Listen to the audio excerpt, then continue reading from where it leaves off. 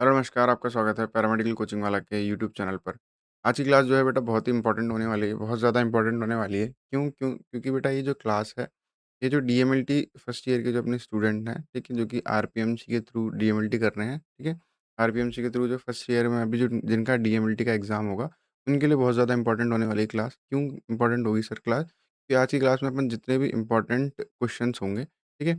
जो कि multiple parts पूछे जाते हैं, बार-बार एग्ज़ाम में रिपीट होते हैं, उनको अपन डिस्कस करेंगे, ठीक है? उनको अपन किस ऑर्डर में डिस्कस करेंगे कि सर जो भी अपना टॉपिक है, जैसे मान लो एनाटॉमी फिजियोलॉजी का टॉपिक है, तो कितनी बार पूछा गया है, ठीक है? ये पूरी रिसर्च करके ये मतलब मैंने पूरी रिसर्च करी है इसके पीछे और पूरा इसको अलग से निकाला है कि बेटा जैसे मान लो कोई भी टॉपिक है वो 4 बार पूछा गया है, 5 बार पूछा गया है, तो आपको पहले उसको कवर करने की ज़रूरत है, ठीक है? तो अगर आपने अभी तक कुछ नहीं पढ़ा है या फिर आपने पूरा सिलेबस कवर कर रखा है, दोनों ही तरह के स्टूडेंट्स के लिए ये जो क्लास है बहुत इंपॉर्टेंट होने वाली है, ठीक है?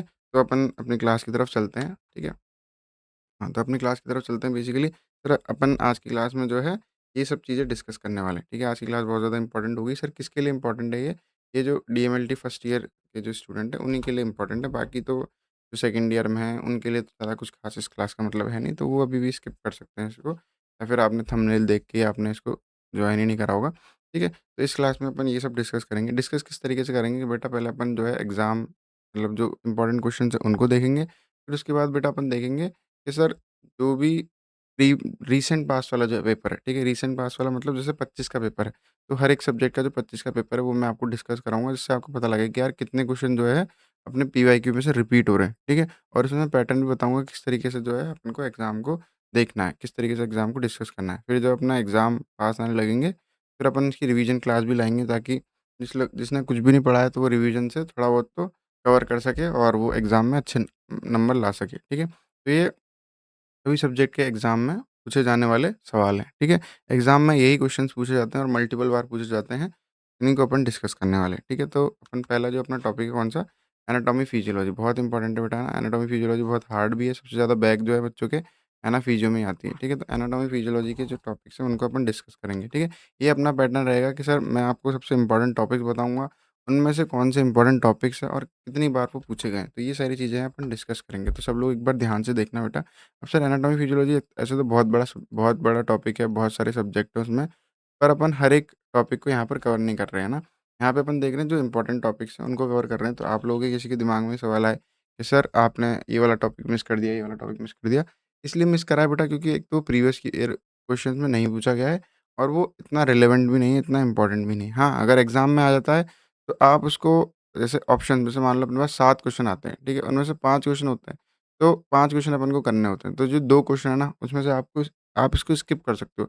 बाकी जो 5 क्वेश्चन जो बचे, उनमें से जो क्वेश्चन है वो इस ये जो मैं क्वेश्चन्स आपको बता रहा हूँ, इसी में से आने आने के पूरे-पूरे चांसेस हैं और इसी में से आएँगे, ठीक है? क्योंकि यूनिवर्सिटी के ये फेवरेट टॉपिक्स होते हैं, ठीक है? जो भी अपनी काउंसिल है, आरपीएमसी या फिर जो भी अपनी काउंसिल है, उसका जो ये फेवरेट टॉपिक्स होते हैं, इसलिए बार-बार जैसे लिवर है, लिवर के फंक्शन है, एनीमिया है, तो ये एनीमिया तो 2025 के एग्ज़ाम में भी पूछा गया था ना, ऐसा कैसा एनीमिया 25 के एग्ज़ाम में भी उठ के आया था और ये है पहले पूछा गया, जैसे 17 में और 19 में पूछा गया था, अभी 25 में पूछा गया है, तो आपको इसको एनीमिया को कवर करना है। लिवर है, लिवर मेजर क्वेश्चन में आया था, तो देख लो लिवर भी जो है वैसे अभी मैं डिटेल में समझाऊँगा, लिवर कितनी बार पूछा गया 27 में 17 में 19 में और 18 में पूछा गया और ये 25 में पूछा गया था।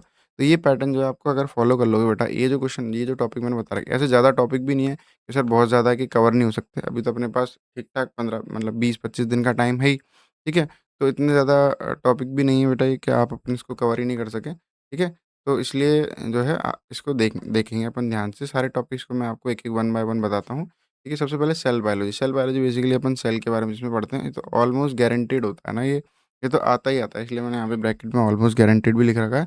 ये तो बेटा हमेशा आता ही है, ठीक है? तो अपन को एक नीटली लेबल डायग्राम मतलब एक सुंदर सा एक अच्छा सा लेबल डायग्राम बनाना है ह्यूमन सेल का। सभी सेल ऑर्गेनेल्स के बारे में डिस्कस करना है कि mitochondria, Golgi apparatus, endoplasmic reticulum इन सब के बारे में बताना है, ठीक है? अपन को सारे ही जो स्पेसिफिक ऑर्गेनेलीज़ हैं उनके बारे में बताना है, उनके फंक्शंस बताने हैं, जैसे भाई गोल्गी apparatus क्या करती है, माइटोकॉन्ड्रिया करता है।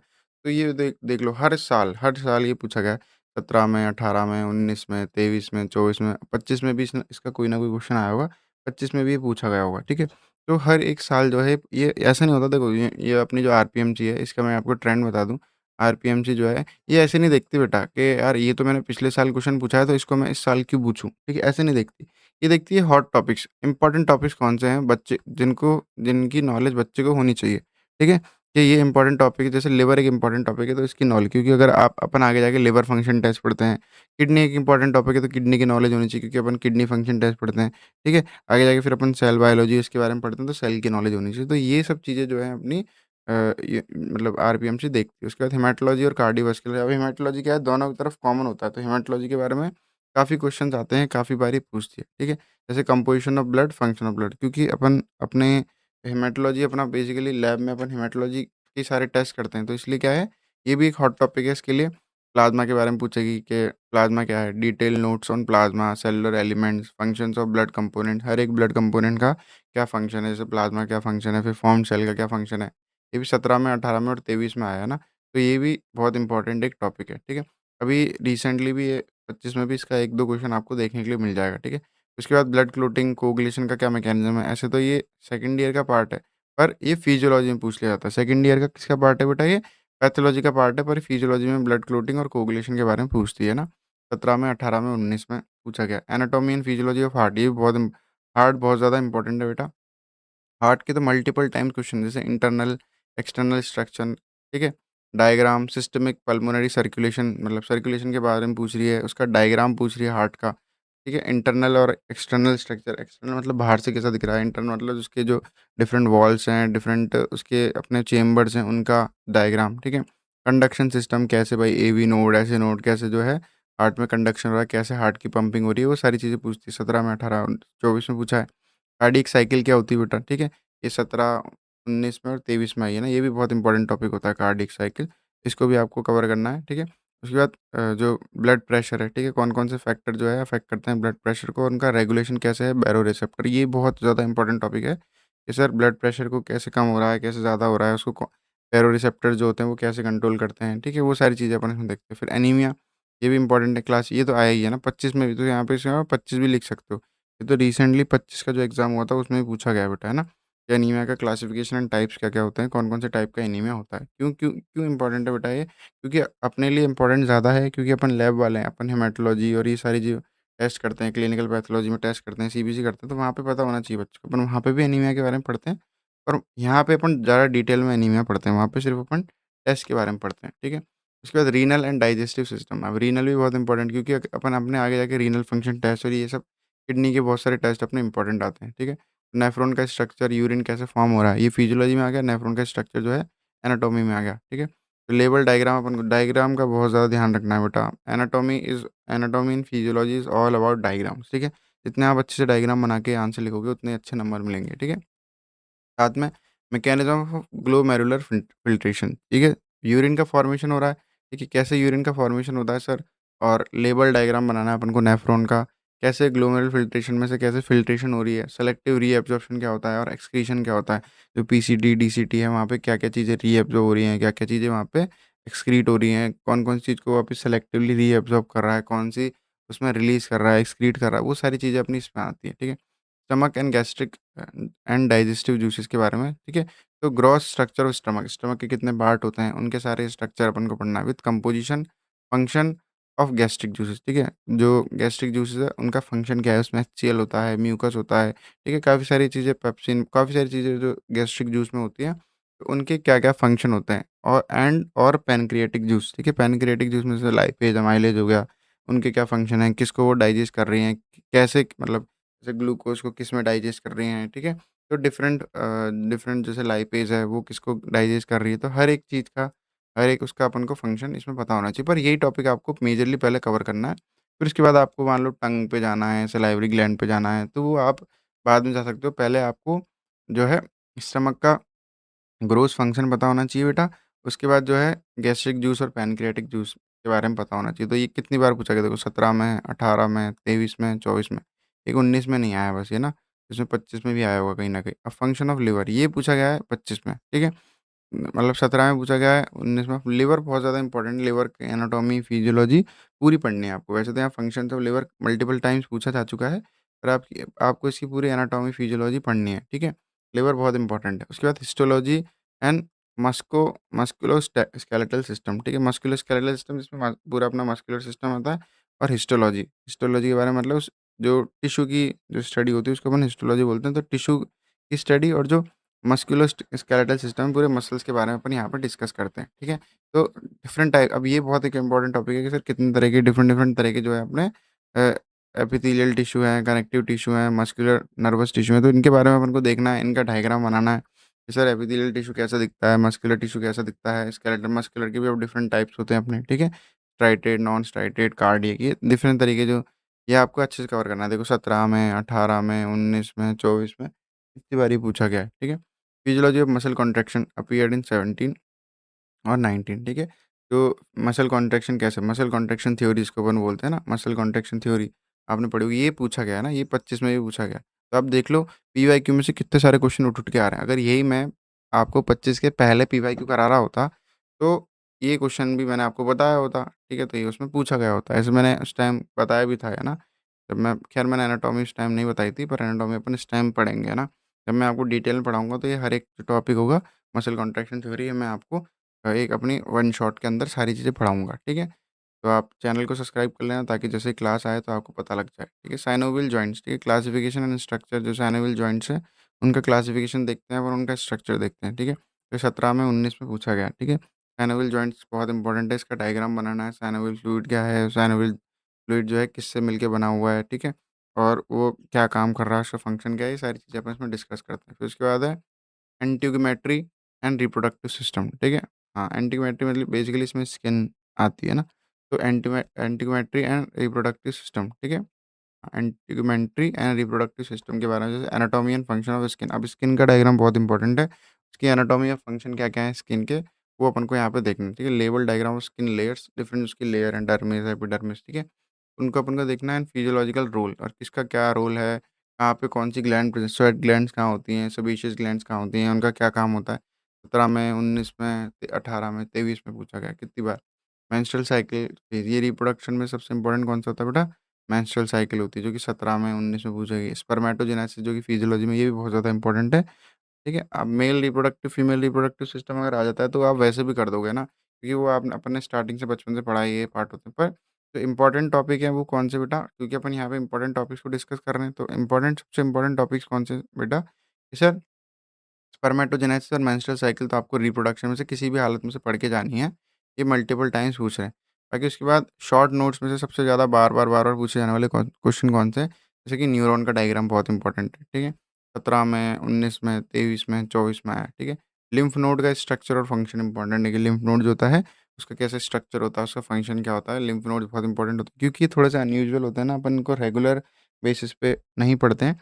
इसलिए ये इनको बच्चे क्या ज़्यादातर स्किप कर देते हैं, तो 17 में, 19 में, 23 में पूछा गया है। उसके बाद है पिट्यूटरी ग्लैंड्स, ग्रोथ हार्मोन्स के बारे में, जो कि 17 में, 24 में और 18 में पूछा गया है। Reflex action and reflex are, ठीक है? जो कि 17 में और 19 में अपना पूछा गया है। रिफ्लेक्स एक्शन जो है, अब जिसमें इसमें न्यूरोलॉजी के क्वेश्चन कम है। जनरली न्यूरोलॉजी के क्वेश्चन जो है इतने नहीं पूछे जाते हैं, 25 में 2-4 क्वेश्चन पूछे गए हैं, तो वही मैं कह रहा हूँ कि कोई ऐसा नहीं होगा पूरा पेपर इसमें से आएगा। पर 1-2 टॉपिक इसमें से आएगा जो कि आप अपने ऑप्शन में, जैसे मान लो 7 क्वेश्चन है, उसमें से 5 आप कर सकते हो और दो 1-2 को उसमें से ऑप्शन में से स्किप कर सकते हो। तो वो एक एक ना एक जो है प्रीवियस ईयर क्वेश्चन में से अनयूजुअल क्वेश्चन, अगर बहुत अच्छी किस्मत हुई तो पूरे क्वेश्चन इसमें से उठ के आ जाएँगे, ठीक है?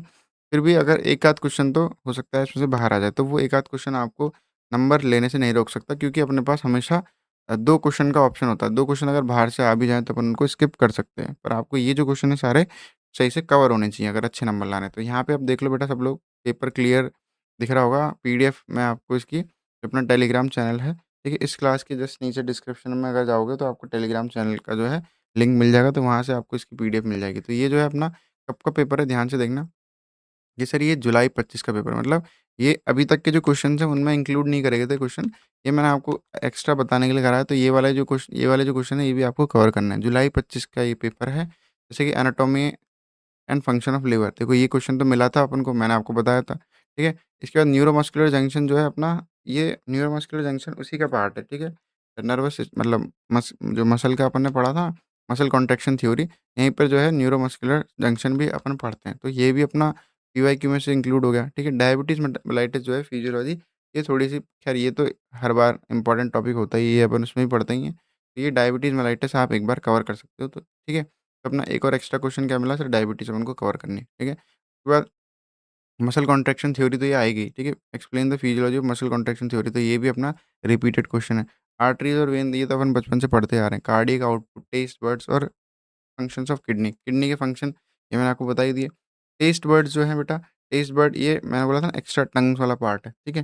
तो आपको पहले ये क्वेश्चन को कवर करना है, फिर आप ये जो पर्टिकुलर क्वेश्चन्स है उनको आप कवर कर सकते हो, ठीक है? कार्डियक आउटपुट भी अपना जो इसका जो फिजियोलॉजी है, ठीक है? यहाँ का पार्ट है, ठीक है?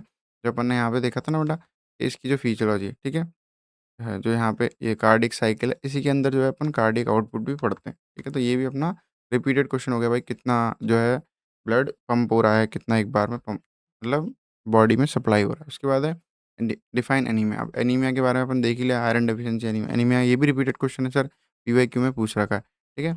फिर ये यूट्रस विद डायग्राम, ये जो है ये मतलब एक्स्ट्रा नहीं बोलेंगे, ये तो बहुत बेसिक बात होगी कि यार अपन इसको पढ़ते ही हैं। टाइप्स ऑफ कार्टिलेज, ये अपने टिश्यू में आ गया, ठीक है। बोन ऑफ अपर लिम्ब, ये भी अपना एनाटॉमी में आ गया, ठीक है। स्ट्रक्चर ऑफ मिडल ईयर, तो अब ये वो ऐसा वाला क्वेश्चन है जो जो कि आप स्किप कर सकते हो, जो कि पीवाईक्यू में से थोड़ा सा अलग है, ठीक है।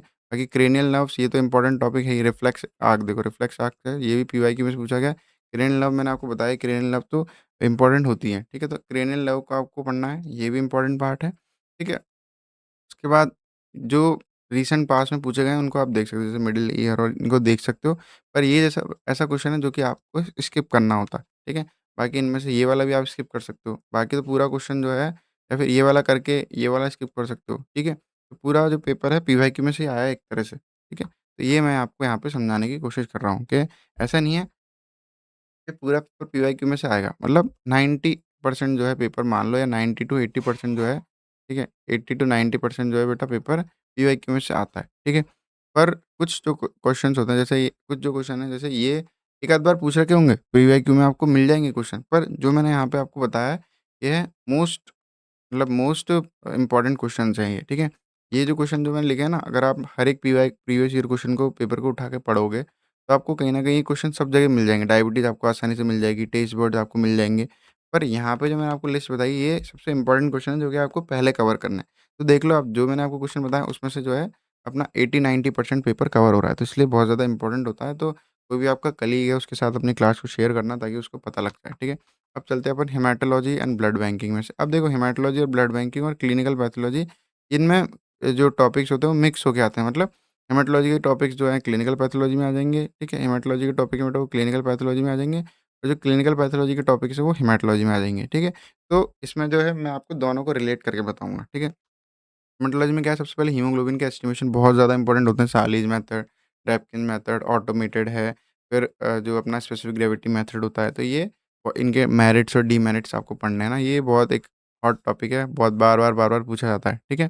तो methods of haemoglobin a estimation appear almost every single paper, हर एक पेपर में as a major long question, हर एक पेपर में लॉन्ग क्वेश्चन क्वेश्चन के फॉर्म में जो है ये रिपीट होता है हीमोग्लोबिन एस्टिमेशन, ठीक है। Various methods of haemoglobin estimation कब-कब आया बेटा, 19 में आया, 21 में आया, 23 में आया, 24 में आया, ठीक है। 25 में भी इसका एक ना एक क्वेश्चन आया होगा।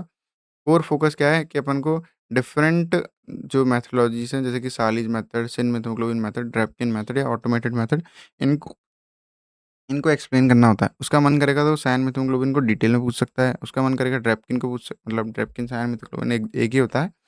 बाकी सालीज़ को वो डिटेल में पूछ सकता है। ऑटोमेटेड तो ख़ैर वो जनरली पूछता नहीं डिटेल में। ऑटोमेशन ऐसे अलग से पूछ सकता है वो। पर जो ऑटोमेटेड तरीका होता है ना हीमोग्लोबिन एस्टिमेशन का, उसमें साइन हीमोग्लोबिन मेथड ही यूज़ हो रहा होता है। ठीक है, उनके मेरिट्स और डीमेरिट, मतलब उसके क्या, जैसे मान लो सालीज़ मेथड है, उसके क्या फ़ायदे हैं और उसके क्या नुकसान हैं। स्पेसिफिक ग्रेविटी मेथड के क्या फ़ायदे हैं और क्या नुकसान है। ये बहुत इंपॉर्टेंट, मतलब सबसे इम्पोर्टेंट जो टॉपिक है वो हीमोग्लोबिन है। उसके बाद ब्लड कलेक्शन एंड एंटीकोगुलेंट, ये एंटीकोगुलेंट मल्टीपल बार रिपीट होता है बेटा ना। तो blood sample collection methods and anticoagulant, blood sample collect करने के क्या मेथड होता है, पूरा जो प्रोसीजर है वो आपको पढ़ना है कि सर अपन पहले क्लीनिंग करेंगे, पेशेंट को जो है कंफर्टेबल फील कराएंगे, फिर सैंपल प्रिक करेंगे उस तरीके से, ठीक है। 17 में आया, 21 में, 23 में, 24 में, ठीक है। एज़ लॉन्ग क्वेश्चन, हमेशा लॉन्ग क्वेश्चन के फॉर्म में ही आया है ये पूरा, ऐसा कैसा उठ के कि ब्लड कलेक्शन के मेथड और डिफरेंट एंटीकोगुलेंट, ठीक है। कोर फोकस क्या है कि साइट ऑफ कलेक्शन क्या होनी चाहिए बेटा अपनी। कोर फोकस मतलब कि किस चीज़ को अपन को इंपॉर्टेंटली पढ़ना है ब्लड कलेक्शन में से भी। साइट ऑफ कलेक्शन क्या है, मैकेनिज्म ऑफ एक्शन क्या है, और डिफरेंट एंटीकोगुलेंट, हर एक एंटीकोगुलेंट जैसे ईडीटी है, सिट्रेट है, डबल ऑक्ज़ेलेट है, पैरिन है, जो फ्लोराइड बल्ब है, इनका सबका मतलब मैकेनिज़्म ऑफ एंटीकोगुलेंट क्या है? ये बेसिकली क्या करते हैं सर, कैल्शियम का चेलेशन करते हैं and use of various coloured vacutainers, ठीक है? तो कौन-कौन से कलर का वैक्यूटेनर होता है, उसका ऑर्डर ऑफ ड्रॉ क्या होता है, उन कलर कोड के हिसाब से उनमें कौन-सा एंटीकोगुलेंट होता है, तो ये सारी चीज़ें अपनी इसमें आती हैं, ठीक है? नेक्स्ट जो पार्ट है अपना blood donor selection and screening. अभी अपन आगे इम्यूनोहेमेटोलॉजी या फिर इसको अपन ब्लड बैंकिंग बोलते हैं, ठीक है? अब यहाँ पे जो है आप सोचोगे कि सर ये तो अपना हेमेटोलॉजी यहीं पे कवर हो गई, नहीं बेटा, इससे भी ज़्यादा क्वेश्चन आते हैं अपनी हेमेटोलॉजी में, पर वो क्लिनिकल पैथोलॉजी के टॉपिक्स में से आ जाते हैं, ठीक है? मेजरली हेमेटोलॉजी का पार्ट यहाँ कवर होता है, पर वो क्लिनिकल पैथोलॉजी में से जो है बार-बार वो क्वेश्चन पूछे जाते हैं, ठीक है? तो blood donor and selection and screening, ठीक है? Criteria for donor selection and screening कि भाई डोनर को अपन सेलेक्ट कर रहे हैं सैंपल कलेक्ट करने के लिए, तो उसका क्या क्राइटेरिया है? तो ये भी कितना इंपॉर्टेंट टॉपिक है, आप खुद ही देख लो। 18 में, 21 में, 23 में, 24 में पूछा गया है, ठीक है? तो इसमें कोर फ़ोकस क्या है कि sir strict physical and medical history अपन को लेनी है कि भाई उसका वज़न क्या है, उसका बीपी क्या है, वो सारी चीज़ें जो अपन पूछते हैं, जो आपने क्राइटेरिया में पढ़ा होगा, वो सब अब यहाँ पे देखते हैं अपन, ठीक है? Required to accept a blood, उसका वज़न क्या है, उसका बीपी क्या है, हीमोग्लोबिन क्या है, उसने कभी दवाई तो नहीं ली, उसने रिसेंटली कोई प्रिक तो नहीं कर होगी उसकी नीडल, रिसेंटली उसने कहीं नाक तो नहीं फुड़ाई, मतलब पियर्सिंग तो नहीं करवाई, टैटू तो नहीं बनवाया, वो सब इस क्राइटेरिया के अंदर आते हैं, ठीक है? उसके बाद ब्लड ग्रुपिंग बहुत इंपॉर्टेंट है बेटा, अभी 25 में भी ब्लड ग्रुपिंग पूछा गया है, ठीक है? Blood grouping and cross matching, कुम्स test भी एक इम्पोर्टेंट टॉपिक है। मेथड्स ऑफ ब्लड ग्रुपिंग, दोनों तरह की जो ब्लड ग्रुपिंग है, ईबी और आरएच 17 में, 19 में, 21 में, 24 में। ट्यूब मेथड होता है, स्लाइड मेथड होता है और ईबी और आरएच सिस्टम दोनों का जो मेथड है, रिवर्स और फॉरवर्ड ग्रुपिंग भी अपन जिसको बोलते हैं, वो अपन यहाँ पे देखते हैं। क्रॉस मैचिंग टेक्निक्स में, ठीक है, मेजर क्रॉस मैच क्या होता है, माइनर क्रॉस मैच क्या होता है, जेल कार टेक्निक क्या है, रोल ऑफ बायोविन जो बोवियन एल्ब्यूमिन का क्या रोल है, ये सारी चीज़ें अपन को इसमें पढ़नी होती है, ठीक है? 17 में, 21 में, 23 में, 24 में इसमें पूछा गया। क्रॉस मैच बहुत इंपॉर्टेंट पार्ट है अपना। उसके बाद है बेटा blood component and transfusion reaction, ठीक है? तो ब्लड कंपोनेंट्स, कौन-कौन से ब्लड कंपोनेंट अपन बना सकते हैं और जो डिफरेंट ट्रांसफ्यूजन रिएक्शंस होती हैं उनको अपन डिस्कस करते हैं, ठीक है? तो preparation and storage of blood component, कौन-कौन से ब्लड कंपोनेंट अपन बना रहे हैं बेटा, कौन-कौन से ब्लड कंपोनेंट अपन को चाहिए, इसके बारे में आप जैसे भाई अपने पास कौन-कौन से ब्लड कम सर पीआरबीसी होता है अपने पास, ठीक है? पीआरबीसी होता है, प्लेटलेट्स होती हैं अपने पास, उसके बाद सिंगल डोनर प्लेटलेट क्या होती है, रैंडम डोनर प्लेटलेट क्या होती है, उसके बाद क्रायोप्रेसिपिटेट क्या होता है, उसके बाद plasma, fresh frozen plasma, plasma frozen within 24 hours of collection, उसके बाद क्रायोप्रेसिपिटेट, वो सब इसमें आती हैं। उसके बाद है ब्लड ट्रांसफ्यूजन रिएक्शन, ये भी बहुत इंपॉर्टेंट टॉपिक है। देखो यहाँ पे बताया ना, specifically the preparation of platelet concentrates and cryoprecipitate, अब इसमें से भी ब्लड कंपोनेंट में से भी जो सबसे इंपॉर्टेंट क्या है, प्लेटलेट कंसंट्रेट कैसे बनाते हैं और क्रायोप्रेसिपिटेट कैसे बनाते हैं। उस क्रायोप्रेसिपिटेट के अंदर कौन-कौन से एंटीकोगुलेंट होते हैं, सॉरी कौन-कौन से क्लोटिंग फैक्टर्स होते हैं, एंटीकोगुलेंट नहीं, जो क्रायोप्रेसिपिटेट होता है उसके अंदर कौन-कौन से क्लोटिंग फैक्टर होते हैं, वो सब अपन यहाँ पर डिस्कस करते हैं एग्ज़ाम में। ये बहुत ज़्यादा इंपॉर्टेंट टॉपिक्स में से आता है, ठीक है? उसके बाद ट्रांसफ्यूजन रिएक्शन अपनी बहुत सारी होती हैं, ठीक है?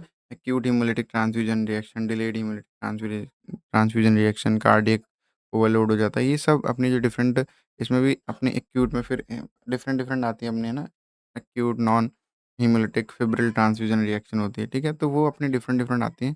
Focus on type of adverse donor and recipient reaction and their immediate clinical management. क्या करना है कि सर डोनर में क्या दिक्कत है और रिसिपिएंट में क्या दिक्कत है और उसका इमीडिएट क्लिनिकल मैनेजमेंट क्या है? कैसे अपन उन रिएक्शंस को मैनेज कर सकते हैं? भाई अपन ने ट्रांसफ्यूजन को रोक दिया, एंटीहिस्टामिन दे दी, तो वो उसके हो गए अपने क्लिनिकल मैनेजमेंट, ठीक है? तो ये अपने जो है मेजर टॉपिक्स यहाँ पे कवर होते हैं। अब ये यहाँ पे एक बात मैं आपको जो एक बहुत इंपॉर्टेंट बात मैं बता दूँ बेटा, कभी भी हेमेटोलॉजी का एग्ज़ाम मान लो आपका आज हेमेटोलॉजी का एग्ज़ाम है, कल क्लिनिकल पैथोलॉजी का एग्ज़ाम है, ठीक है? या फिर मान लो कि सर अभी क्लिनिकल पैथोलॉजी का एग्ज़ाम हुआ है, फिर हेमेटोलॉजी का एग्ज़ाम है, क्योंकि एक दिन तो दोनों होंगे नहीं। तो जो आपने टॉपिक हेमेटोलॉजी में पढ़े ना बेटा, वही क्लिनिकल पैथ मतलब दोनों का सिलेबस जो है सेम रहता है। हेमेटोलॉजी के भी टॉपिक्स आपको क्लिनिकल पैथोलॉजी में पढ़ के जाना है और क्लिनिकल पैथोलॉजी के भी टॉपिक जो है आपको हेमेटोलॉजी में पढ़ के जाना है, क्योंकि ये एक-दूसरे में जो है आते हैं, ठीक है? समझ में आ रहा है? क्लिनिकल के हेमेटो में पढ़ने हैं, हेमेटो के क्लिनिकल में पढ़ना है, तो ये एक इम्पॉर्टेंट बात हो गई। उसके बाद हाई प्रोबेबिलिटी शॉर्ट नोट्स, मतलब शॉर्ट नोट जो कि मल्टीपल बार पूछे जाते हैं, शॉर्ट नोट्स बार-बार, बार-बार, बार-बार पूछे जाते हैं, वो उनमें से सबसे ज़्यादा पूछे जाने वाले हाई प्रोबेबिलिटी शॉर्ट नोट कौन से हैं? जैसे कि ऑस्मोटिक फिज़िलिटी टेस्ट, बहुत सारे लोग इसको स्किप कर देते हैं, फिर ये आपको पढ़ना है, देख लो 17 में, 21 में, 23 में, 24 में पूछा गया है, ठीक है? ये ऑस्मोटिक फिज़िलिटी टेस्ट जो है ना, ये अपना हेमेटोलॉजी में पूछा जाएगा, क्लिनिकल में पूछ लेंगे इसको, ठीक है? रेटिकुलोसाइट काउंट, स्टेनिंग प्रोसीजर, ठीक है? रेटिकुलोसाइट काउंट्स के बारे में पढ़ना है कि कैसे अपन रेटिकुलोसाइट काउंट कर रहे हैं। और डिफरेंट अपने स्टेनिंग प्रोसीजर होते हैं, जैसे कि अपनी रोमानोस की स्टेन होती है, लीशमान, जिम्सा, उनको पढ़ना है। 18 में, 21 में, 23 में, 24 में पूछा गया, ठीक? कितनी बार पूछ लिया देख लो। एक 19 छोड़ दो तो हर साल ही पूछा है बस, है ना?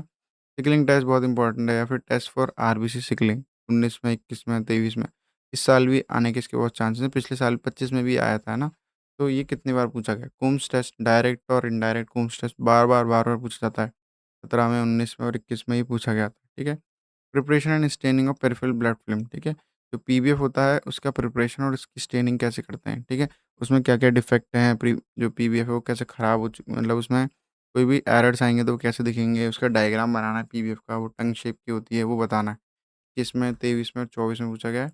Often paired with question regarding Leishman stain, और इसको किसके साथ देते हैं कि सर पीबीएफ बनाना बताओ, एक अच्छी पीबीएफ अपन कैसे बना सकते हैं, फिर उसके बाद उसकी लीशमान स्टेनिंग करके बताओ, ठीक है? उसकी लीशमान स्टेनिंग अपन कैसे करेंगे, तो ये लीशमान स्टेन के साथ पेयर करके जो है क्वेश्चन दिया जाता है, ठीक है? तो अपन को लीशमान स्टेन कैसे बनाते हैं, उसके अंदर कौन-कौन से रिएजेंट प्रेज़ेंट हैं, कि क्या मतलब उसकी प्रिपरेशन कैसे करते हैं लीशमानस्टेन की, फिर उसका प्रोसीजर क्या है, उसका रिज़ल्ट क्या है, वो सब अपन इसमें देखते हैं। फिर न्यूट्रोफिल मॉर्फोलॉजिकल एब्नॉर्मलिटीज़, कौन-कौन सी मॉर्फोलॉजिकल एब्नॉर्मलिटीज़ होती हैं, वो अपन को देखनी है। न्यूट्रोफिल एक इम्पॉर्टेंट पार्ट है इसमें से, बाकी और जो टाइप के डब्ल्यूबीसी हैं आप उनको भी कवर कर सकते हो, ठीक है? उसके बाद है बेटा अपीयर्ड इन ट्वेंट मतलब 21 में आया, 23 में आया और ये 24 में आया, कितनी बार पूछा गया है देख लो। तो बायोमेडिकल वेस्ट मैनेजमेंट ये तो बेटा 25 में भी आया था, ठीक है? तो अभी ये हॉट टॉपिक्स में से एक है बायोमेडिकल वेस्ट मैनेजमेंट और ऑटोमेशन। ये बार-बार जो है कॉलेजेस मतलब सॉरी यूनिवर्सिटीज़ इसको पूछ रही हैं, इनका हॉट टॉपिक्स है। कौन-सा? तो मैं यहाँ ऑटोमेशन लिखा हुआ नहीं है पर फिर भी बता देता हूँ, ऑटोमेशन एक बार कवर कर लेना। अगर आपके पास इन टॉपिक्स को कवर करने के बाद टाइम बचता है तो ऑटोमेशन। ऑटोमेशन भी बहुत इंपॉर्टेंट टॉपिक्स है। अभी के टाइम के लिए पहले, क्योंकि पीवाईक्यू में अपन को ऑटोमेशन नहीं मिला है। क्यों? क्योंकि पहले इतना कॉलेज यूनिवर्सिटी इसको नहीं पूछती थी, पर अभी के टाइम पे यूनिवर्सिटी जो है इसको बहुत बार पूछती है बेटा, है ना? और क्योंकि अब सब कुछ ऑटोमेटेड हो चुका है, और क्या पूछती है बेटा? बायोमेडिकल वेस्ट मैनेजमेंट भी बार-बार पूछती है, ठीक है? तो ये पेपर देख लो, थोड़ी-सी इसकी कंडीशन ऐसी है, पर फिर भी समझ में तो सब कुछ आ ही जाएगा आपको। जुलाई 25 में ये अपना हेमेटो का पेपर है, ठीक है? क्या है? Right in detail about the methods of blood grouping. ये देखो जस्ट मैंने अभी आपको यहाँ पे बताया बेटा ब्लड ग्रुपिंग। देख लो 17 में पूछा गया था, 19 में, 21 में और अभी ये वापस किस में पूछ लिया बेटा? ये 24 में पूछ लिया। समझ में आ रहा है? तो पहला क्वेश्चन ही अगर आप इसे पढ़ के जाओगे तो पहला क्वेश्चन जो अपना 20 नंबर का है वो यहाँ से कवर हो गया। ठीक है? समझ में आ रहा है? उसके बाद ग्लासवेयर यूज़, अभी ग्लासवेयर थोड़ा-सा अनयूजुअल क्वेश्चन है पर आप इसको जनरली अगर आपने लैब वेब में काम करा तो आप इसको कर सकते हो। भाई अपने पास डिफरेंट पिपेट्स होती हैं, कॉनिकल ग्लास होता है, फ्लैट बॉटम फ्लास्क होता है, तो अपने पास सिलेंडर होता है, डिफरेंट होते हैं, ठीक है? ईडीटीएल, लिम्फोसाइट अभी मैंने जस्ट आपको बताया कि सर है ना न्यूट्रोफिल के अलावा और भी जितने भी अपने डब्ल्यूबीसी होती हैं उनको पूछ सकता है। एमसीएच अब ये आपको पढ़ना ही है, ब्लड इंडाइसिस, ये तो छोटे से होते हैं ना, एमसीवी, एमसीएच, एमसीएचसी, तो इनको भी पढ़ लेना। ये भी आप पूछ लेते हैं कभी-कभी, MCV, MCH, MCHC, MCV, MCH और एमसीएचसी। अब जैसे यहाँ पे एमसीएचसी पूछा गया 5 नंबर में, ठीक है? तो इसको ये जो टॉपिक है इनको भी आप कवर कर सकते हो, ठीक है? तो different stains and buffer in haematology, जो कि मैंने आपको बताया कि डिफरेंट स्टेनिंग जो प्रोसीजर है उसी में ही आएगा। जैसे अपने सर इसमें स्टेन होती है फिर उसमें अपन बफर यूज़ करते हैं, मान लो डिफरेंट अपना 7.6 पीएच का बफर यूज़ करा, 8.6 का करा, 8 का करा, डिफरेंट बफर यूज़ करते हैं। उसके बाद देखो आरएच ग्रुपिंग आ गया यहाँ पे, एंटी-एबी और एंटी-एच एंटीबॉडी आ गई, ठीक है? ये सब उसमें आ गई ब्लड ग्रुपिंग में। फिर बोन मैरो, अब ये एक देखना, सर बोन मैरो कलेक्शन तो सर अपना क्लिनिकल पैथोलॉजी का टॉपिक है। Site for bone marrow aspiration, ये तो अपना सीपी का टॉपिक, क्लिनिकल पैथोलॉजी का टॉपिक है, तो ये यहाँ पे क्यों ऐसे ही होता है बेटा, है ना? हेमेटोलॉजी के क्वेश्चन जो है उसमें पूछ लेंगे अपने, क्लिनिकल पैथोलॉजी में पूछ लेंगे और क्लिनिकल पैथोलॉजी के टॉपिक जो है अपने हेमेटोलॉजी में पूछ लेंगे, ठीक है? अब ये रहा देखो साइन मेथियोग्लोबिन मेथड, तो मैं आपको स्टार लगा देता हूँ, ये रिपीटेड है क्वेश्चन, ठीक है? ब्लड ग्रुपिंग रिपीटेड है, ये रिपीटेड है बेटा, ठीक है? ये भी रिपीटेड होगा, ये पर अपना क्लिनिकल से रिपीटेड होगा, जो क्लिनिकल के जो टॉपिक बताऊँगा ये उनसे।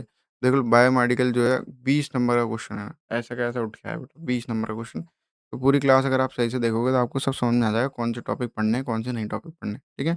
और इसमें इसमें ये पूरा क्वेश्चन रिपीटेड था, ये क्वेश्चन रिपीटेड था, ठीक है? बाकी ये तो ख़ैर ईज़ी क्वेश्चन है पर ये रिपीट नहीं हुआ है ना, जो मैंने बताया आपको, है ना? ऐसे अगर आप पेपर उठा के देख लो ना, अगर आप हेमेटोलॉजी के सारे पेपर उठा के देख लो पीवाईक्यू के, तो उनमें आपको ये सब क्वेश्चन मिल जाएँगे। पर मैं बता रहा हूँ कि सबसे इम्पोर्टेंट कौन से उनमें से भी वो मैं आपको बता रहा हूँ, और ये भी क्वेश्चन रिपीटेड है, तो देख लो 20 नंबर का 40 नंबर और इधर से 60 नंबर और इधर से मा पूरा ही हो गया बस ये उसमें तो ये पूरा मतलब यूँ मान लो 90-80% जो है पेपर रिपीट हो गया, ठीक है? अभी यूरिन के अंदर ये अपना क्लिनिकल पैथोलॉजी का है। पीसीबी पीसीबी इसमें मैंने बताया होगा पीसीबी के बारे में, ठीक है? पीसीबी तो ख़ैर ईज़ी सा टॉपिक रहता है। तो यहाँ पे मैंने पीसीबी वैसे इंक्लूड नहीं करा, तो पीसीबी तो आप वैसे भी कर सकते हो, क्या करना है सेंट्रीफ्यूज ही तो करना है, ठीक है? उसके बाद रोल ऑफ एल्ब्यूमिन ये मैंने अभी जस्ट यहाँ पे बताया ना, ब्लड ग्रुपिंग के बीच में ब्लड ग्रुपिंग के लिए जो है एल्ब्यूमिन, बोवियन एल्ब्यूमिन जो है इसका क्या रोल है, ठीक है? क्रॉस मैचिंग के टाइम पे सॉरी, क्या रोल है इसके बाद प्रिपरेशन ऑफ चेक सेल्स, ठीक है? चेक सेल्स का क्या प्रिपरेशन है? तो ये स्किप कर सकते हो आप, छठा क्वेश्चन स्किप कर सकते हो, क्योंकि इसमें से 1-2 क्वेश्चन जो है अपने जो मैंने आपको बताया उसमें से बैठ नहीं रहा। अब क्रॉस मैचिंग जो है जेल टेक्नोलॉजी, ये सेम टू सेम क्वेश्चन मैंने आपको यहाँ पे दिखाया ही है, ठीक है? तो ये जो मैं टॉपिक्स आपको बता रहा हूँ क्वेश्चन तो ये रहा जेल जेल कार्ड टेक्निक, ये जो मैं टॉपिक्स आपको बता रहा हूँ बेटा, ये सबसे इम्पोर्टेंट है। देख लो ना आप यहीं पे जो है 90-80% पेपर ये वाला भी कवर हो गया, 20 और 20, 40 और 20 ये पूरा ही कवर है। ये क्लिनिकल में बता दूँगा मैं आपको, ठीक है? कितने हो गए 60 60 हो गए, इधर से ये पूरा कवर है, 80 हो गए, ये पूरा, ठीक है? 100 नंबर का पेपर तो पूरा कवर ही हो गया। इसको आप ऑप्शन में रख लो और इसको आप ऑप्शन में रख लो, समझ में आ रहा है? इसी तरीके से जो है अपना फ जो अभी 26 का पेपर होगा, उसमें से भी जब मैं 27 में बच्चों को पढ़ा रहा हूँगा, तो मैं दिखाऊँगा कि भाई मैंने ये सारे क्वेश्चन बता दिए थे पहले बच्चों को, ठीक है? तो अपन आते हैं क्लिनिकल पैथोलॉजी, तो मैं आपको क्या बता चुका हूँ बेटा कि जो अपना हेमेटोलॉजी क्वेश्चन है बेटा वो क्लिनिकल पैथोलॉजी में पूछ लेते हैं, क्लिनिकल पैथोलॉजी के क्वेश्चन है वो हेमेटोलॉजी में पूछ लेते हैं। जैसे सर ये बोन मैरो एस्पिरेशन हेमेटोलॉजी में क्या कर रहा है? तो ये हेमेटोलॉजी में पूछ रखा है, वैसे तो क्लिनिकल पैथोलॉजी का पार्ट है ये, ठीक है? यूरिन का डिटेक्शन क्लिनिकल पैथोलॉजी का पार्ट है, ठीक है? ये यहाँ पूछ रखा है, ठीक है? ये प्रिपरेशन ऑफ चेक सेल ये भी अपना उसका पार्ट हो सकता है, ठीक है? तो ये इसलिए जो है ऐसा रिपीट मतलब मिक्स करके जो है पूछ लेते हैं, ठीक है? ग्लासवेयर भी जो है अपना ग्लासवेयर तो ख़ैर सभी का पार्ट होता है ना, हर एक अपनी लैबोरेटरी में काम आता है, तो अपन क्लिनिकल पैथोलॉजी पे चलते हैं, ठीक है? माइक्रोस्कोप बना हुआ है यहाँ पे, ठीक है? तो इसमें इम्पोर्टेंट सबसे इम्पोर्टेंट टॉपिक्स क्या हैं, वो देखो। इधर सबसे इम्पोर्टेंट टॉपिक्स हैं अपने CSF and body fluid analysis, ठीक है? सीएसएफ और बॉडी फ्लूइड हाईली इंपॉर्टेंट, बहुत ज़्यादा इंपॉर्टेंट बेटा CSF, CSF, CSF, urine, urine, urine, urine और सीएसएफ के बिना चले मत जाना पेपर देने, ठीक है? यूरिन और सीएसएफ जो है बार-बार, बार-बार पूछा जाता है, सीमन भी मल्टीपल टाइम्स पूछा गया है। तो अगर आप 3 टॉपिक्स कवर कर लो, सीएसएफ कवर कर लो, ठीक है? यूरिन कवर कर लो और सीमन कवर कर लो, तो आपकी जो क्लिनिकल पैथोलॉजी मान लो 50-60% तो है कवर होगी, 50-60 से ज़्यादा ही होगी, 60-70% जो है कवर हो जाती है, ठीक है? तो सीएसएफ एग्ज़ामिनेशन डिटेल में पढ़ना है पूरा, ठीक है? सबसे पहले जब आप पढ़ना स्टार्ट कर रहे हो, अगर आपने मान लो पहले से पढ़ रखा है तो बहुत बढ़िया। रिवीजन अगर आप करना स्टार्ट कर रहे हो या फिर आपने कुछ नहीं पढ़ रखा है अभी तक, तो आपको सबसे पहले सीएसएफ, यूरिन और सीमेन से स्टार्ट करना है, ठीक है? 2017 में, 23 में, 24 में पूछा गया है फुल क्वेश्चन, हमेशा पूरा क्वेश्चन पूछा गया है। तो 2018 में कंबाइंड विद बॉडी फ्लूइड के साथ भी ऐसे पूछ लिया होगा कि डिफरेंट टाइप के बॉडी फ्लूइड्स को बताओ और सीएसएफ को डिटेल में एक्सप्लेन करो, ऐसे क्वेश्चन आया होगा, ठीक है? तो या तो सीएसएफ पूरा पूछ लेगा भाई सीएसएफ का फिजिकल, केमिकल और माइक्रोस्कोपिक एग्जामिनेशन बताओ बताओ या फिर ऐसे पूछ लेगा कि मतलब enumerate different types of body fluids and explain the chemical examination of CSF ऐसे पूछ लेगा। तो पूरा सीएसएफ ही हो गया कि भाई उसका कलेक्शन क्या है, ट्रांसपोर्ट कैसे करते हैं, स्टोरेज कैसे करते हैं, क्लिनिकल पैथोलॉजी करते हैं उसकी और complete laboratory analysis of CSF, पूरा लेबोरेटरी एनालिसिस जिसमें फिजिकल आ जाता है, केमिकल आ जाता है और माइक्रोस्कोपिक आ जाता है। फिजिकल में कैसी उसकी अपीयरेंस है, केमिकल में कौन-कौन से उसमें अंदर कंपोनेंट्स प्रेज़ेंट हैं और माइक्रोस्कोपिक में कि उसमें कौन-कौन से सेल प्रेज़ेंट हैं। उसके बाद सीमन एग्ज़ामिनेशन भी इम्पोर्टेंट है और जो बॉडी फ्लूइड्स होते हैं ना, वो इतने इम्पोर्टेंट नहीं होते, जैसे कि साइनोवियल फ्लूइड हो गया, प्लूरल फ्लूइड हो गया, पेरिकार्डियल फ्लूइड हो गया, ये इतने इम्पोर्टेंट नहीं होते जितना सीमेन और सीएसएफ होता है, ठीक है? उसके बाद blood component and blood banking. अब देखो, ब्लड बैंकिंग सर हेमेटो का पार्ट है, पर मैंने यहाँ भी लिखवा रखी है क्यों? क्योंकि बेटा यहाँ पर भी जो है बार-बार ब्लड बैंकिंग पूछ लेते हैं, ठीक है? जो ब्लड कंपोनेंट हेमेटोलॉजी में पूछे जा रहे हैं बेटा, वो यहाँ पर भी पूछ लेता है, ठीक है? Blood component separation and use, different blood components को अपन को पढ़ना है, तो आप एक ही जगह पढ़ोगे, दोनों में आपका काम हो जाएगा।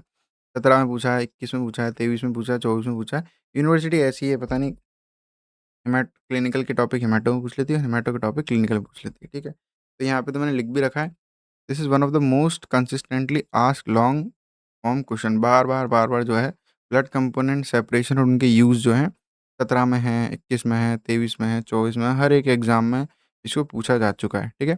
Preparation, storage, clinical indications of packed red cells, fresh frozen plasma, platelet and cryoprecipitate. भाई, कब मुझे उसको ट्रांसफ्यूज़ करना है, उसका प्रिपरेशन कैसे करूँगा मैं, उसको स्टोर कैसे करूँगा, क्लिनिकल इंडिकेशन कब मुझे उसको मतलब उसको बनाने की ज़रूरत है या फिर उसको ट्रांसफ्यूज़ करने की ज़रूरत है, वो हो गया क्लिनिकल इंडिकेशन। प्रिपरेशन कैसे करना है, कैसे बनाना है, कैसे स्टोरेज करना है, कितने पे सेंट्रीफ्यूज करेंगे तो फ्रेश फ्रोज़न प्लाज़्मा बनेगा या फिर उसको कितने कितने टेम्परेचर पे स्टोर करना है, ये सब आता है। क्रॉस मैचिंग अब ये हेमेटो में भी क्रॉस मैचिंग सेम है, ट्रांसफ्यूज़न रिएक्शन मैनेजमेंट उसमें भी क्रॉस मैचिंग सेम है, पर आप एक ही में पढ़ लोगे तो दोनों में आपका काम हो जाएगा। तो हेमेटो और क्लिनिकल पैथोलॉजी को पास करना तो बहुत ज़्यादा आसान है, क्योंकि अपन को एक टॉपिक अगर अपन पढ़ रहे हैं तो दोनों का काम हो रहा है, ठीक है? तो ये भी देख लो 17 में, 18 में, 21 में मल्टीपल टाइम जो है बार-बार पूछा गया है, ठीक है? अपन चलते हैं अपने हेमेटोलॉजी स्टेनिंग एंड स्मेयर। अब देख लो सर, क्लिनिकल पैथोलॉजी तो आप हमको बता रहे हो, पर आप हेमेटो के टॉपिक्स को क्यों बता रहे हो? क्यों बेटा? क्योंकि पूछ रही है यूनिवर्सिटी, तो अपन भी कुछ नहीं कर सकते, ठीक है? पेरिफेरल ब्लड और bone marrow film preparation and staining, ठीक है? बोन मैरो की फिल्म बनाना और उसकी स्टेनिंग करना। पीबीएफ कैसे बनाते हैं, उसकी स्टेनिंग कैसे करते हैं, ठीक है? ये पूछ लेता है 17 में, 18 में, 19 में as a long form question. उसके बाद रोमनस की स्टेन कौन-सी होती है? ये शॉर्ट नोट में आया हुआ है बेटा। जैसे अपनी लिशमान, जेनर, जिम्सा, ये सब रोमनस की स्टेन होती है, तो ये 21 में और 24 में है। सुप्रावाइटल स्टेन क्या होती हैं? जैसे अपनी न्यू मिथिलीन ब्लू है, ब्रिलियंट क्रिसाइल ब्लू है, ये अपन रेटिकुलोसाइट को स्टेन करने के लिए यूज़ करते हैं, तो इसको भी आप देख सकते हो। 2018 में, 19 में पूछा है। बोन मैरो एस्पिरेशन, ये तो देख लो, अभी मैंने जस्ट बताया था, उसमें पूछा गया है, ठीक है? बोन मैरो एस्पिरेशन देख लो, site for bone marrow aspiration. इसमें ये देखो, यहाँ लिख रहा है bone marrow aspiration needles and site, ठीक है? नीडल और साइट 19 में, 23 में, 24 में पूछा है, और हेमेटो में भी पूछा है। हेमेटो में 25 में पूछ रखा है। ये हेमेटो का पेपर है, ठीक है? हेमेटो का पेपर देखो, ये हेमेटो का पेपर है, हेमेटोलॉजी एंड ब्लड बैंकिंग का। इसमें बेटा 25 में पूछ रखा है ये पेपर, ये क्वेश्चन। और क्लिनिकल पैथोलॉजी में जो है, ये 19 में, 23 में और 24 में पूछ रखा है। तो आपको दोनों का मतलब पूरा जो सिलेबस है, क्लिनिकल का और हेमेटो का पूरा पढ़ के जाना है। उसके बाद यूरिन तो बेटा, ये तो सबसे सबसे सबसे सबसे सबसे इम्पोर्टेंट टॉपिक है। इसको पढ़े बिना तो चले ही मत जाना, ठीक है? कंप्लीट यूरिन एग्जामिनेशन अपीयरेंस 17, 19, 23, 24 सब में पूछा गया है, ठीक है? अब पूरा यूरिन नहीं पूछेगा तो कभी केमिकल पूछ लेगा, कभी फिजिकल पूछ लेगा, कभी माइक्रोस्कोपी पूछ लेगा, कभी कलेक्शन पूछ लेगा, ठीक है? तो collection, preservation method preservation method पूछ लेगा, केमिकल टेस्ट पूछ लेगा, प्रिंसिपल और इंटरप्रेशन, जैसे अपने डिफरेंट 5-6 अपन केमिकल टेस्ट करते हैं, ठीक है? कार्बोहाइड्रेट के लिए, उसके लिए शुगर के लिए, मतलब शुगर, कार्बोहाइड्रेट के लिए, प्रोटीन के लिए और ब्लड के लिए, ठीक है? माइक्रोस्कोपिक सेडिमेंट एग्जामिनेशन, वो कास्ट क्रिस्टल क्या होते हैं, ठीक है? उसमें फिर कौन-कौन से स्पर्म भी अपन को दिख जाता है, तो वो सब अपना माइक्रोस्कोपिक में आएगा। नेक्स्ट अपन चलते हैं haemoglobinopathies and specialised red cell test, ठीक है? हीमोग्लोबिनोपैथीज़, जो भी हीमोग्लोबिन से जुड़ी हुई बीमारियाँ होती हैं, उनको अपन हीमोग्लोबिनोपैथीज़ बोलते हैं, और उनके लिए कुछ स्पेशलाइज़्ड जो अपन रेड सेल्स का सेल, अब ये पूरा जो टॉपिक है ना, ये पूरा टॉपिक किसका है बेटा? ये पूरा टॉपिक हेमेटोलॉजी का टॉपिक है। अगर आप क्लिनिकल पैथोलॉजी का सिलेबस देखोगे ना, तो उसमें तो 3-4 टॉपिक हैं बस। सीएसएफ है सर, ठीक है? क्लिनिकल पैथोलॉजी का अगर आप वो देखो, सिलेबस उठा के देखो, सीएसएफ होगा उसमें, तो यूरिन है उसमें, उसमें सर बॉडी फ्लूइड्स हैं, उसमें सर सीमेन है, और इसमें सर बोन मैरो, बस इतने में जो है अपना क्लिनिकल का जो सिलेबस खत्म हो जाता है, जो अपना आरपीएमसी ने दे रखा है। पर ये उसका टोमेटो के टॉपिक्स भी एग्ज़ाम में पूछते हैं, ठीक है? जो कि यहाँ पे बहुत सारे टॉपिक आपको कॉमन दिख भी जाएँगे इसमें, ठीक है? तो haemoglobin electrophoresis and HPLC. HPLC होती है हाई परफॉर्मेंस लिक्विड क्रोमैटोग्राफी, जो कि 18 में, 19 में और 21 में पूछी गई है। हीमोग्लोबिन इलेक्ट्रोफोरेसिस एक बहुत ही इंपॉर्टेंट टॉपिक है, जो कि हीमोग्लोबिन की जो जितनी भी कंडीशंस होती हैं, उनको डिटेक्ट करने के लिए, जो डिफरेंट टाइप के सिकल सेल हीमोग्लोबिन है और डिफरेंट टाइप के हीमोग्लोबिन है, उनको डिटेक्ट करने के लिए यूज़ किया जाता है, ठीक है? Principle and role in diagnosing haemoglobinopathies like thalassaemia है, सिकल सेल एनीमिया है, उसमें क्या रोल है हीमोग्लोबिन इलेक्ट्रोफोरेसिस का, वो यहाँ पर इम्पोर्टेंट है, ठीक है? उसके बाद ऑस्मोटिक फ्रेजाइलिटी टेस्ट, ये बहुत इंपॉर्टेंट है, बहुत सारे बच्चे इसको स्किप कर देते हैं। 19 में, 21 में, 23 में पूछा गया ऑस्मोटिक फ्रेजाइलिटी टेस्ट, ये उसमें भी था शायद अपना, ठीक है? अपन ने जो हेमेटो पढ़ी थी, देखो यहाँ पे भी है ये ऑस्मोटिक फ्रेजाइलिटी टेस्ट, ये क्लिनिकल में भी पूछता है ऑस्मोटिक फ्रेजाइलिटी टेस्ट, ठीक है? ये वहाँ पे पूछ रहा है, ठीक है? उसके बाद G6PD डेफिशिएंसी एस्टिमेशन, ये हेमेटो में के लिए भी इम्पोर्टेंट है, ये क्लिनिकल के लिए भी इम्पोर्टेंट है। 23 में, 24 में, 18 में पूछ रहा है। सिगलिंग इसके टेस्ट तो जस्ट अभी मैंने इसके नीचे आपको दिखाया ही है, देखो। सिगलिंग टेस्ट ये वहाँ पे भी इम्पोर्टेंट है, यहाँ पे भी इम्पोर्टेंट है। यहाँ पे आप G6PD भी लिख लो है ना, G6PD भी बहुत बार पूछता है, ठीक है? समझ में आ रहा है? तो मैं आपको पूरा पैटर्न समझा रहा हूँ बेटा। ठीक है, बिल्कुल क्लियरली, भले अपनी क्लास थोड़ी-सी लंबी है, पर मैं आपको इतना क्लियरली समझा रहा हूँ कि आप इस इन टॉपिक्स को पढ़ के चल जाओगे, तो आपको कोई नहीं रोक रहा अच्छी पढ़ मैं पास होने की तो बात ही नहीं करता कभी भी। मैंने अपने जीवन में कभी भी पास होने की बात नहीं करी बेटा। मैं हमेशा अच्छी परसेंटेज बनाने के ऊपर बात करता हूँ, तो अगर आप इन टॉपिक्स को पढ़ के जा रहे हो, तो आपकी मैं आपको अभी दिखाया ना बेटा, 100% पेपर जो है अपना, जो जो टॉपिक मैंने बताया उसमें से पूछा गया है, ठीक है? हाँ, तो यहाँ पे चलते हैं अपन मोस्ट रिपीटेड शॉर्ट नोट्स। जैसे अपन उसमें देखे तो इसमें ऐसे मोस्ट रिपीटेड शॉर्ट नोट्स क्या है? मोनोसाइटोसिस मतलब मोनोसाइट्स का कम होना, ठीक है? 21 में है, 24 में है, 18 में, ठीक है? मोनोसाइटोसिस बढ़ना बढ़ना होगा, मोनोसाइटोसिस का मतलब कम होना नहीं, ठीक है? मोनोसाइटोपिनिया होगा, ठीक है? उसके बाद एली सेल टेस्ट। अब एली सेल जो है ये बेटा हेमाटो के लिए भी इम्पोर्टेंट है और ये क्लिनिकल के लिए इम्पोर्टेंट है, ठीक है? एली सेल काउंट क्या होता है? सिस्टमिक लूपस एरिथमेटिस क्या होता है? उसके बारे में आप ईएसआर। अब ईएसआर सर ये 17 में, 18 में, 23 में पूछा गया, पर ये हेमाटो के लिए भी बहुत इंपॉर्टेंट है। हेमाटोलॉजी वैसे तो ये टॉपिक हेमाटोलॉजी का ही है, पर ये क्लिनिकल में पूछ रहा है, ठीक है? अब ये रेड ब्लड सेल इंडाइसिस, अब मैंने आपको बताया ये यहाँ पे रेड सेल इंडाइसिस पूछ रखा था, ठीक है? ये पूछ रखा है रेड सेल इंडाइसिस, ये क्या है? रेड सेल ये देख लो, ये क्वेश्चन भी रिपीट हो गया ना यहाँ से।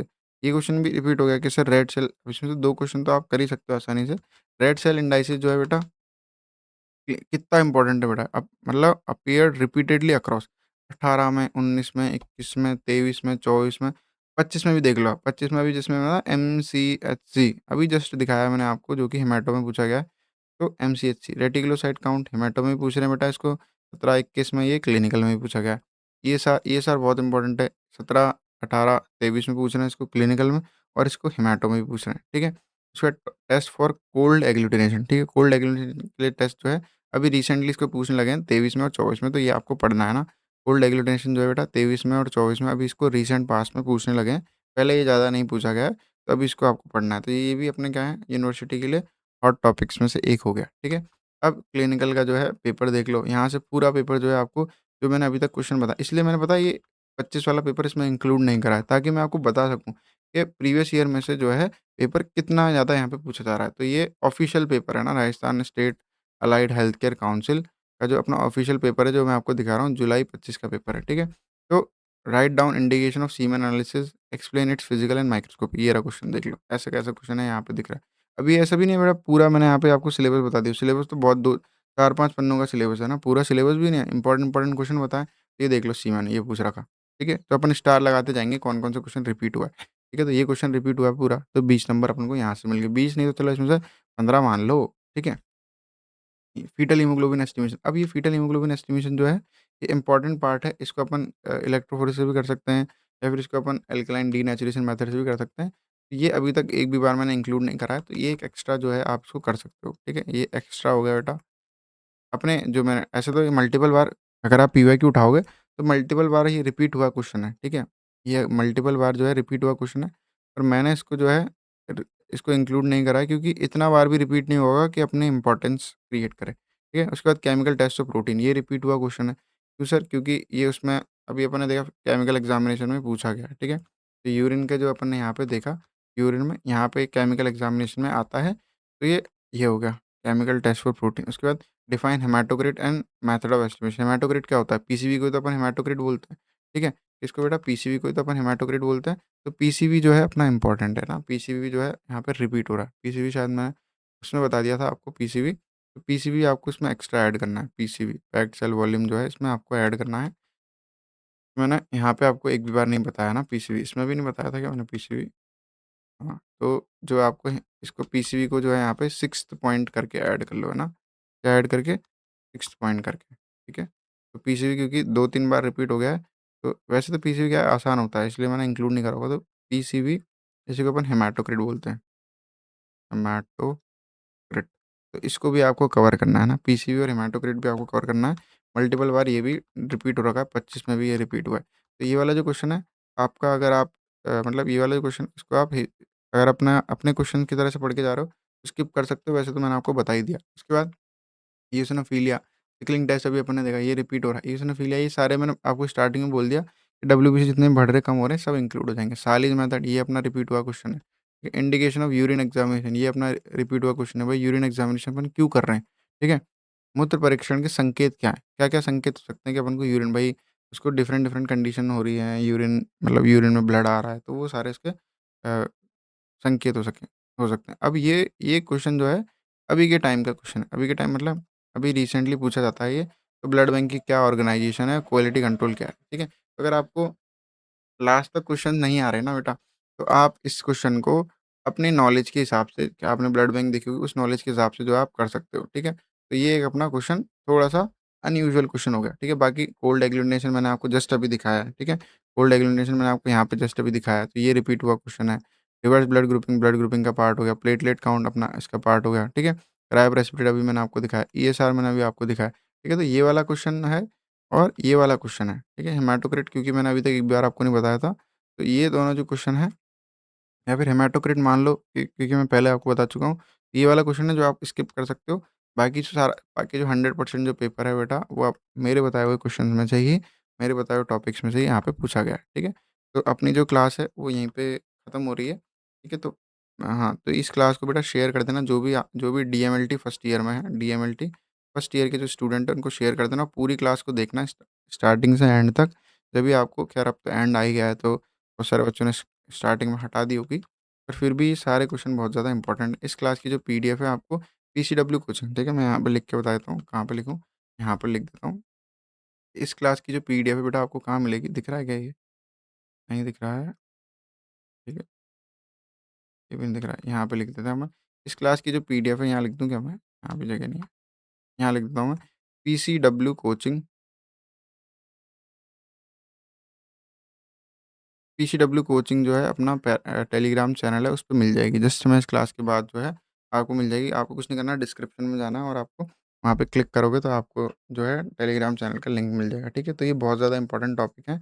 All the best for your exams, ठीक है? तो ढंग से इनको कवर करना है और अगर आप इन टॉपिक्स को कवर कर लेते हो तो आपको अच्छी परसेंटेज, पास होने की तो बात ही नहीं कर रहे अपन, अच्छी परसेंटेज बनाने से कोई नहीं रोक सकता, क्योंकि बार मैंने आपको ये इसलिए यहाँ पे लेके आया हूँ, ये जस्ट अपना एग्ज़ाम है।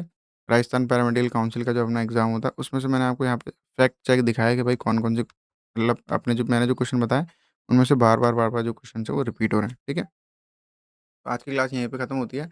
आई होप कि आपको जो सारे क्वेश्चन्स हैं वो समझ में आए होंगे। अगर आप हर एक टॉपिक को रोज़ उठाकर उसको कवर कर रहे हो तो आप आसानी से अच्छे जो है नंबर ला सकते हो। जो मैंने टॉपिक्स बताए हैं आपको, पहले आपको उन्हीं को कवर करना है। किसी भी हालत में पहले आप उन्हीं को क्वेश्चन को कवर करो, फिर उसके बाद अगर आप उनको कवर कर पा रहे हो, तो फिर आप जो है डिफरेंट क्वेश्चन्स पे जाओ, ठीक है? तो आज की क्लास यहीं पे अपनी खत्म होती है।